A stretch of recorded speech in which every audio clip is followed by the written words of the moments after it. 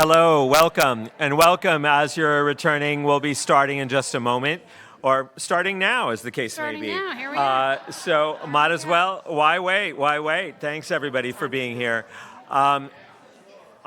In case you've forgotten, I am Brian Eugenio Herrera, and I'm pleased to welcome you to 122 Alexander Road, and not quite 27 Rue de Fleury, but the Lewis Center for the Arts, the art complex here at the Wallace Theatre. And what we're here to do is just gather for a few minutes as a capstone moment of reflection. We'll have a little bit of a conversation among the colleagues we've assembled here about both the pasts and the presents, but especially the futures of Fornés and Fornés-inspired, instigated, and relevant work as it relates to, respectively, questions of production, questions of the playwriting tradition, questions of scholarship. And I'm here mostly as a moderator, though I will likely inevitably be a contributor, because that's just sort of, I'm Brian. And so what I'd like to do is just have a brief reintroduction or introduction, as the case may be, coming from the end of the panel down, and then we'll each go around and each person will say a little bit on their perspective, from their perspective, and then we'll open up for a little bit of a conversation. And then I expect we won't have questions from the floor. We will resolve in a relatively brief moment, like about 25 minutes or so, I expect, maybe a little bit less, maybe a little bit more, but then we will move out to the forum so that everybody can engage in the conversations that are instigated here as we move toward final hors d'oeuvres and a toast that will resolve our day today. So basically, we'll talk for a little bit, we'll try to stir some pots, and then invite you all to join us outside to keep stirring the pots or stir new pots as we have hors d'oeuvres. Okay? Sound like a plan? Great. So I will start with Katie. Great. Hi, everyone. My name is Katie Pearl. I'm a theater director and a generative director, and I teach directing at Wesleyan University. And I'm Ann García-Romero. I'm a playwright and scholar, and I teach at the University of Notre Dame. Hello, folks. My name is Gwendolyn Alker. I'm a scholar, dramaturg, editor, teacher, and sometimes union organizer. And where do you mostly work? I teach mostly at NYU, but they don't like me because of the last thing that I mentioned. And I'm here at Princeton. So, and I will say that everybody here, are, like so many of you, are ongoing contributing members to the Fornés Institute. So, Katie, if you want to talk a little bit about what you see as the current moment and also perhaps the foreseeable horizon of production as it relates to the Fornesian tradition or the Fornés canon or the Fornés spirit. Sure. In the current moment, I feel like as Fornés filters out into the world, more and more productions are happening, certainly on college campuses and beyond that. And when I think about, which is fantastic, but one of the things I was thinking about in terms of the current moment that we're in is, for lots of reasons, I think we as a community might become more and more interested in theater as the opportunity to gather together in a room in fairly intimate ways to share an experience and have a conversation that needs to be had. And one thing that I think is true about Irene's plays is that they really come alive best in intimate environments, in small. So I wonder, both because of that and also because, as I mentioned in my introduction to Rue de Fleury, I feel like often Irene is writing about intimate relationships that are being infected, impacted, and sometimes warped by the pressures of the societies that those people are living in. And I think that conversation might also become useful in the world that we're about to step into. Like, how do we as people maintain ourselves within a increasing pressure cooker? So that becomes interesting to me. So I'm going to start there, and because I'm the first person speaking, maybe I'll think of something else to say, but that can be my first offer. Thank you. So in terms of playwriting, I was Irene's student at the Patta Hills Playwrights Workshop and Festival for 2 summers, and then in my first semester at the Yale School of Drama, where I got my MFA in playwriting. And so I, along with many others, most notably my colleague Migdalia Cruz, who's with us today, have been really invested. Yes, big hand for Migdalia. We've been very invested in Irene's legacy as it relates to her innovative and groundbreaking playwriting method. And so we have been offering workshops in the Fornés playwriting method. We did 3 summers in Chicago in 2016, 17, and 18. We did 1 online in 2021. And this summer we're offering a workshop at NYU hosted by the Goldberg Dramatic Writing Program, and the Latinx Theatre Commons is sponsoring it, and it's for educators. So how do we help educators learn this method? And so for me as a playwright, I had the great pleasure of leading a breakout this morning with a lot of you wonderful playwrights in the room, and it just reminds me this playwriting method is so extraordinarily powerful for writers at all stages of their careers, whether they're just beginning or whether they're seasoned playwrights or whether they're actors or directors. It's a very, very powerful method. And so I know Migdalia and I are very committed to keeping this method going and doing what we can to help teach the method, help document the method. There are others as well, other alums of Fornés that are doing this work as well. But for me as a playwright, it's when I first studied with her at Padua, I was a young, just out of undergraduate. I was in Los Angeles. I really had no idea who she was. I went to this Padua because someone said that I should go because it was a great place to learn about playwriting. So I went, and the morning of her workshop, the room just kind of kept filling up with like visitors and strangers, and I'm like, who in the world is this woman?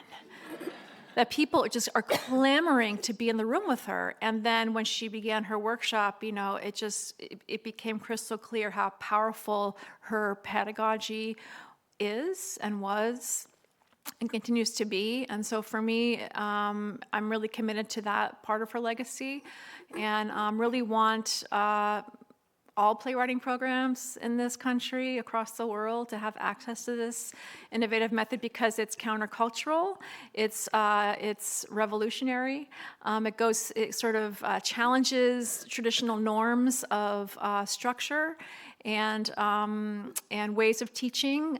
We saw Dr. Keel yesterday, some of us who are here, and Irene's meditation on what it means to be a teacher.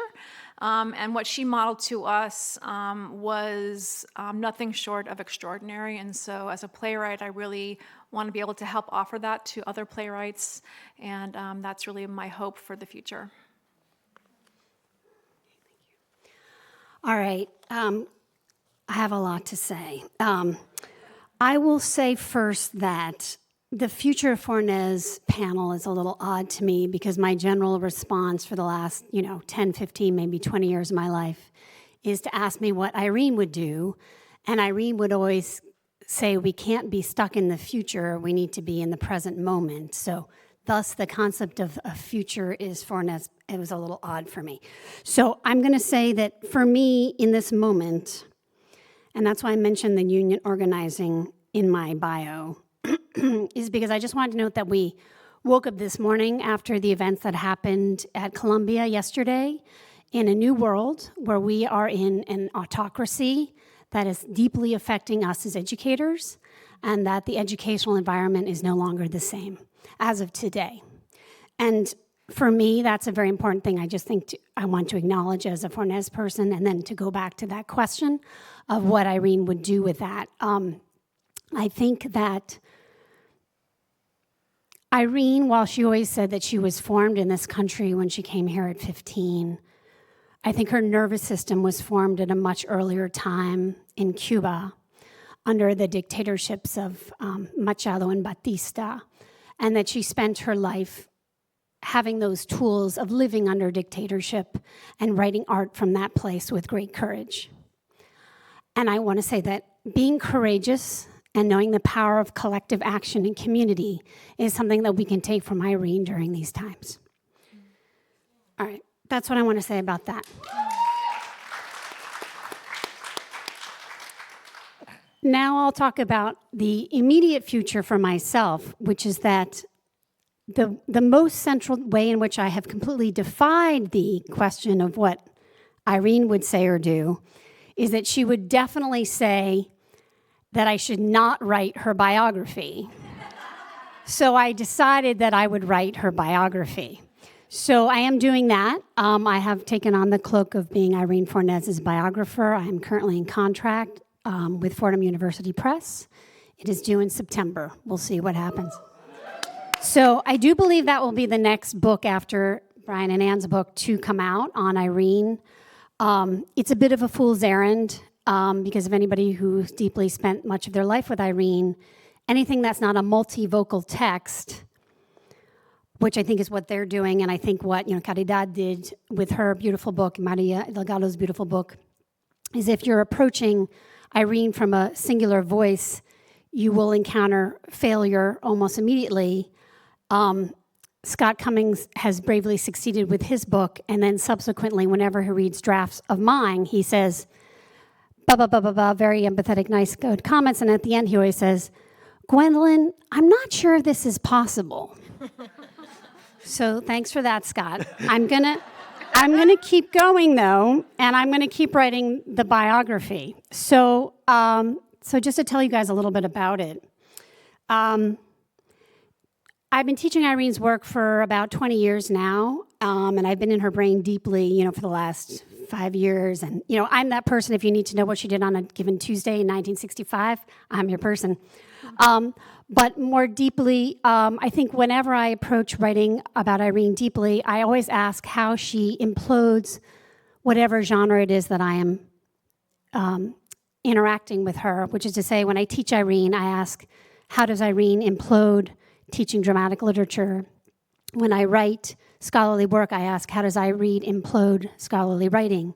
So thus I had to ask, if I'm writing her bio, how does Irene Fornés implode the genre of biography? I've decided that I'm now calling the book, which has a tentative title, I'll share it with you.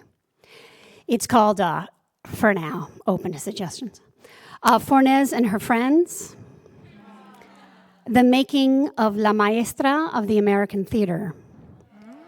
And as you can see, it is an ode to Fafu. I am organizing the book as also an ode to Fafu and to Irene. It is in 3 parts, about 8 women in which Irene was in deep, intimate relationships. Should I keep going? I'll keep going. Part 1 is 3 of her early loves, Adele Mailer, Harriet Somers, and Susan Sontag.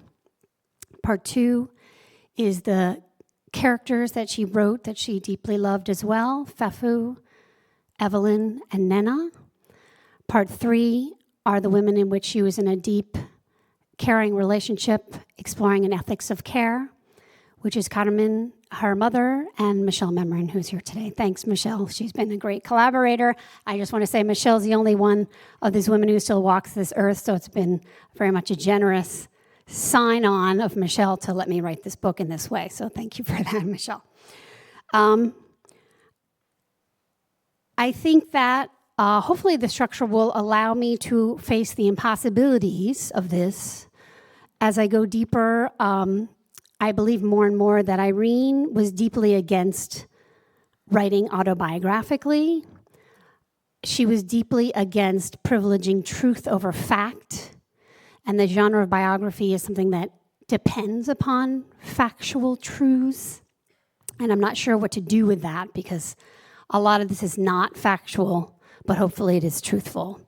I'll start with one example and I'll end there, which I think will hopefully implode Fornés studies, that's the future, is that a lot of the truths that we think we know about Irene are not true at all. Yep. The one that I have many now, and I've actually looked at the book. So I've looked at the book. There's other truths that aren't always in that book either, so you can read my book. But the first truth I will share, just because it's a place to start, is that Irene Fornés was not born in Havana. People think she was born in Havana because I think that's what she wanted you to think. She was born in a town called San Cristobal, which is about 3 hours north of Havana at the time she was born in 1930.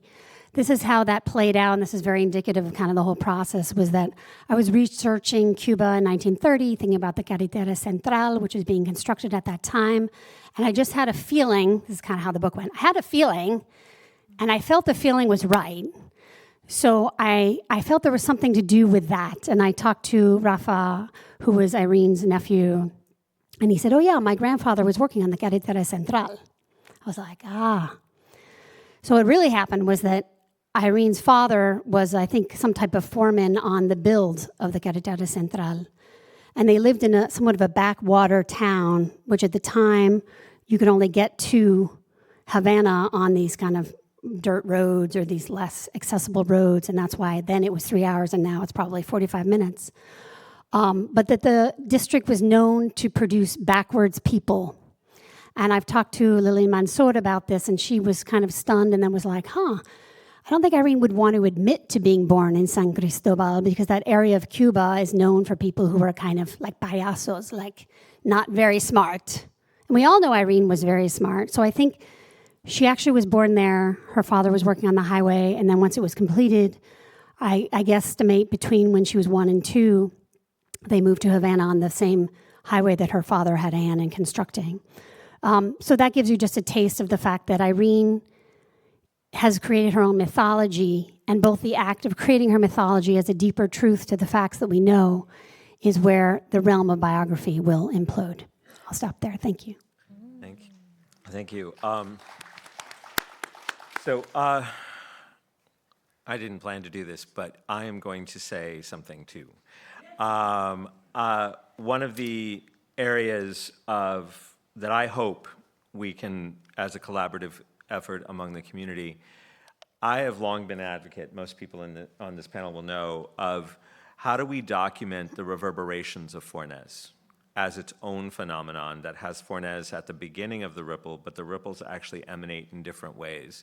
One thing that I feel is I'm fascinated by what I call Fornésiana, of all of the programs of college productions, all of this kind of other archive, other documentation that doesn't anchor on Irene specifically, but anchors in another thing of the phenomenon of Irene. And indeed, 2 of the most impressive examples are in the Memory Legacy room right now. We have the Ken Fallon caricature, we have the Rathert portrait, this sort of aspect. And like one of the great things is when you have a Google alert or have an eBay search saved on Irene, you get some wild stuff that comes back sometimes, like fan art and this kind of stuff. But I think that one of the facets of somebody who didn't leave organized, estate-approved disposition of personal papers, one of the ways to that legacy is obliquely, through ephemera that is not official.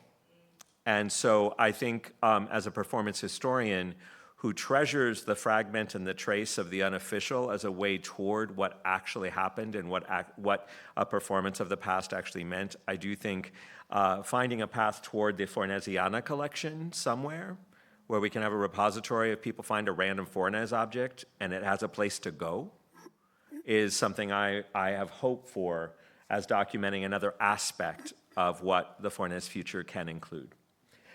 Anything, since you went first, you get to go next, if you'd like. Oh, that's Only so if great. you have to. I think I've loved listening to everyone so much, and I think that we should just... So do we have questions for each other? Let's start with that. Oh, great. Do you have a question for any of us? Or? You always make me go first, I Brian. know. You're the director, so. Well, I was thinking about the relationship between playwriting, teaching, scholarship, and directing. You know, like as a director coming to Irene's work, now this is not going to be so much of a question, but I'll try to make it a question. You know, you encounter this text, and at first it's like very mysterious. Maybe it pushes you away a little bit, and so you have to find ways to enter into it. And so often one way to do it is to like read all the work that you can find of that playwright. But one of the ways I've been able to enter into some plays is through this ephemera that Michelle had from working with Irene on the film, and that is starting to be collected, but also, so that's one thing that I think is an important, like, rather than separating out the silos of these different elements, like, it's actually all one thing. And as the scholarship grows, as the Fornesia accumulates, as more playwrights are taught to incorporate this method that leads to such like vibrant, specific, character-based work, I think directing also will be able to grow and lift as well. But I think it's so important, this, like, to come at it obliquely. Like in the film, you hear Irene say, I never sit cold to a blank page. I have to come at an idea obliquely. And so I loved that that word came up here in terms of how the biography is working and all of that. Well, and I had a conversation with Sarah Cusick, who's here today, and talking about how do we begin to evince the histories of like, we've begun to, but I think there's a lot to attend to some of her many other roles as director, as designer, as adapter, as translator. And we every time we got a new contribution for the volume, we saw, oh, there's another thread in a story that we didn't know had so many threads to follow. And so I think that there's, like, we've anchored some of the ways we know how to go about Fornés, but I do think there's additional pathways that, of course, are not new and unplumbed, but there are still so many paths to continue to follow. And do you want to talk a little bit about the Spanish language archive? Yeah, so part of our process with the book was encouraging scholars who work bilingually in English and Spanish to engage the Spanish language archive of Fornés's papers. So these include letters, correspondence, translations that she did of her work into Spanish, or that she worked with other translators of her work into Spanish.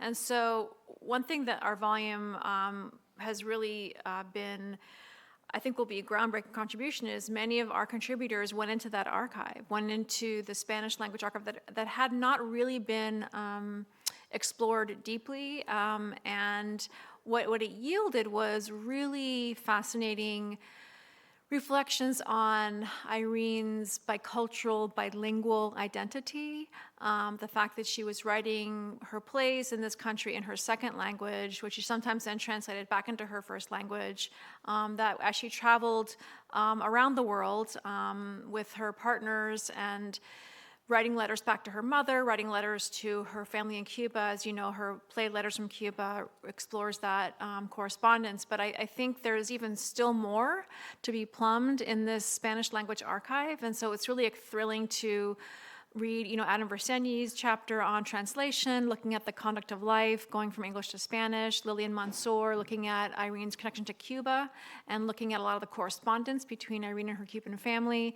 For my chapter, I did a chapter on also Carmen, her mother, and so looking at Carmen's letters with to and from Irene was fascinating. So I think there's just, this is like a new, I think, area of Fornés scholarship that's opened up that I think needs to continue to be explored. And if I can also add to another area I'm excited about is what we've talked about a bit today is this whole notion of recuperating.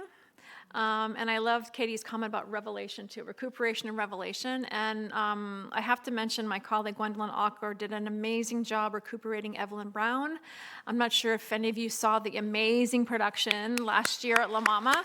But that was a very lengthy process that she engaged scholars and others in this room, helped with that process. And then with the play that we heard today, Rue de Fleurs, there's other works in the archive that are more fragments than fully formed works. However, there's one that I am still really itching to hear a reading of, and it's The Office, which was Irene's play that Brian has delved into because he wrote a chapter about the Actors Studio, and that play had roots and connections to the Actors Studio. It was Irene's play that was performed on Broadway, was in previews, and then it was closed in preview, so it never opened. But it's a phenomenal office satire, if you will, in the true Fornesian fashion. It was one of her very early works, but it's kind of been also buried in the archive. So there's things like this that I feel like we've begun the process. And I will just say that one of my lines about The Office is, it would have been the first comedy by a Latina writer to open on Broadway. Performances were beginning on Broadway, but because it didn't open on Broadway, in the peculiar logics of theater industry and theater historiography, it didn't happen.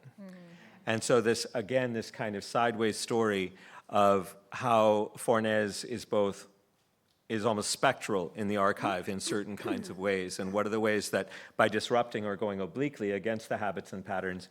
I keep threatening to write an essay, What Happened at the Office, because it's about Jerome Robbins and Elaine May and Irene Fornés and how it didn't work. And I think Elaine May was coming out of retirement, and she didn't think the script was good enough for her part. Yeah, no, it aligns with mine. And Elaine did not help the show at all. Neither did Robbins' ego. But the implosion, Irene took the fall, but also it's a consequential turn in her. But it's a moment in theatrical history that would have been in the industry with so privileges, firsts and breakthroughs and all these kind of things. It would have been one of those firsts, but the peculiarity of it is its idiosyncrasy, is its richness. And so I'm about halfway through the research, and I've got some scribbles. But it's one of the things, like it collapses the genre, like how to tell that story, and it ended up being a three-part, like a three-figure. It's three figures. It's Robbins, it's May, it's Irene. Yeah. But yes, I do think that there are these questions of the stuff that's there. There's so much that's there, but it's not where it's supposed to be. And so part of the work of doing Fornés scholarship and Fornés advocacy and Fornés production and Fornés playwriting is finding where it is and bringing it responsibly in a space so it can be lifted and shared. And I would say that part of scholarship, particularly I think with Irene's work, is embodied production. You know, like her plays are so alive when you do them, which can be so different from the experience of reading them on the page. And I was thinking about Kat and Michael's reading that we saw about the multiplicity of identities. You know, and one of the things that Nicole and I were talking about during lunch was, could there be a festival or another symposium that focused, for example, using the lens of Irene's lesbian plays, that could include full plays, but also fragments, and also like fragments that aren't even plays, that just need to be brought to life so that scholars can have access to them, so that the conversation can happen, and maybe many small symposia or festival using these different lenses can accumulate into knowledge production. I want to talk to the responsible thing that Brian just said.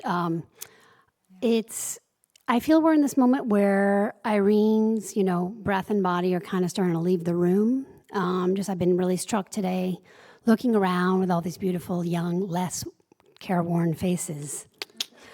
And knowing you guys didn't know Irene, which is fantastic that you're here. And I always identify really as a second-generation Fornesian because I only met Irene once she was, in her later years and not in her full mental capacity. Some people say that, but once she had Alzheimer's.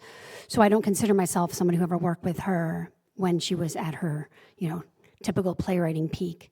But I think there is a way that her work was about moving us through our egos, even though she had a big ego. But her writing was about tapping into people's subconscious, non-ego-driven desires. And what concerns me is when people's egos and the scholarship get in the way, if that makes sense, and that there's not a true listening that takes place of the work. And I think, direction is a particularly difficult realm in that, because the job of the director is usually to come in and put their own stamp on a play. But the difference with Irene's work is that, she was an auteur. She wasn't a playwright. She wasn't a director. She was always both. And that her plays have her directing baked into the script.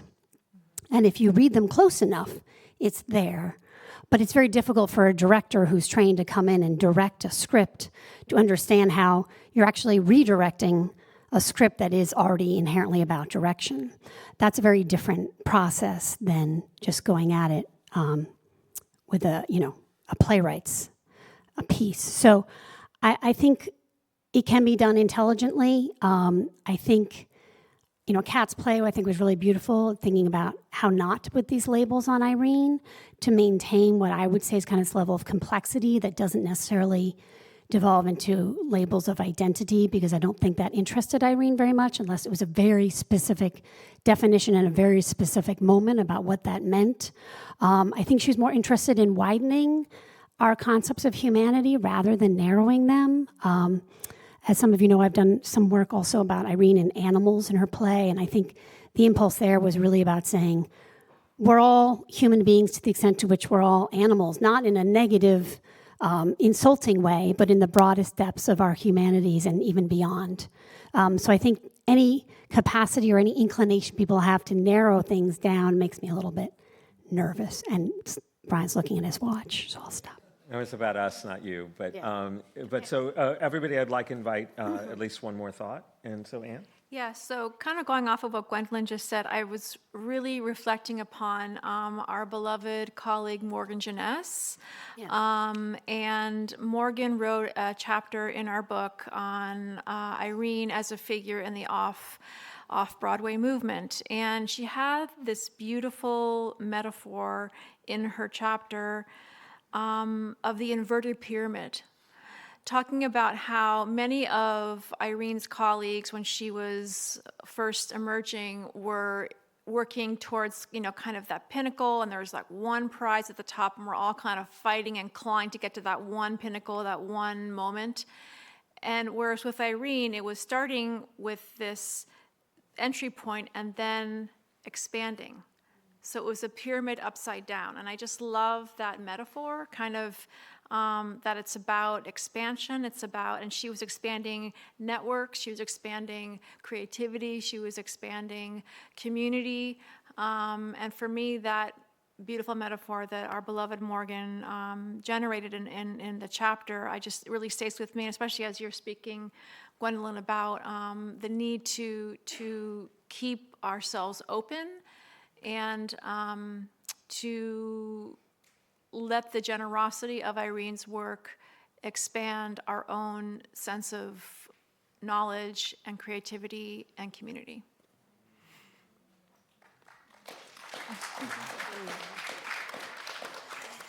That's hard to follow up on, Anne, because that was amazing what you just said. But I'll build on your expansion and speak as a director to the directors in the room that one thing I've learned from encountering and working with Irene's text is that there can be moments when you're in rehearsal or reading the play where you're like, that can't make sense. Like, really? Like, throw a punch and freeze in the middle of what's like a realistic scene? Surely not. But if you let yourself expand to acknowledge, as so many of us are walking around with our tote bags today that say Irene's quote that as an artist you have to abandon any hope of any notion of things making sense. That it's an expansive idea of making sense. So say yes to it. Know that it is there for a reason, even if you don't understand the reason yet. By the time you get to closing night, you'll understand why it's there, and it's absolutely necessary. So trust it. And I'll just thank you. And I'll just add that as we've been speaking, I keep thinking of what I was doing 24 hours ago, which was performing María Irene Fornés' 1968 play, Dr. Keel. And as we've been talking, I've been struck by how what you said called up the passage on hope. That the swimmer, he is courageous, he proceeds, he reaches a point at which if he goes any further, he might not be able to return. And yet the question is, does he get on or does he not? But also I'm struck, and I hadn't thought of this in relation to Morgan's inverted pyramid, in the section when Dr. Keel asks, how do we do 1 million little things? How do we do 1 million big things? The answer is one at a time. When Dr. Keel asks, how do we do one big thing? He draws an inverted pyramid and says, start here. and do this and keep going. And so I think that that's, again, as a way to think about it, is one of the ways that I experience Irene is things recur, things circle back, things re-arrive, things return. It's not motifs, it's not these other kinds of things, but it's cyclical return. And there is a way in which that in 1968, Irene is raising questions that Morgan is asking about the moment in 1968, but asking again in 2020. And this is the thing, we can be joining a tradition as we also expand it forward, making it legible to others. And indeed, that's the premise, that's a principle, that's a priority. That's the spark that is the Fornés Institute. We don't know what this thing is. We just keep saying it's a thing and seeing what happens. And so thank you for being here today. I hope we've stirred some pots that we can keep stirring in conversation. But again, thanks for joining us for the 2025 Latino Theatre Commons María Irene Fornés Symposium.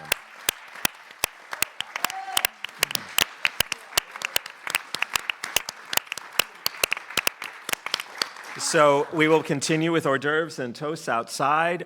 There's also, for those who are in town for the evening, we'll be gathering, and you want to stick around, there's a live podcast recording that's going to be all more Fornés. So if you haven't got all the Fornés you need for the day, there's still more to find. Okay. Alrighty. 7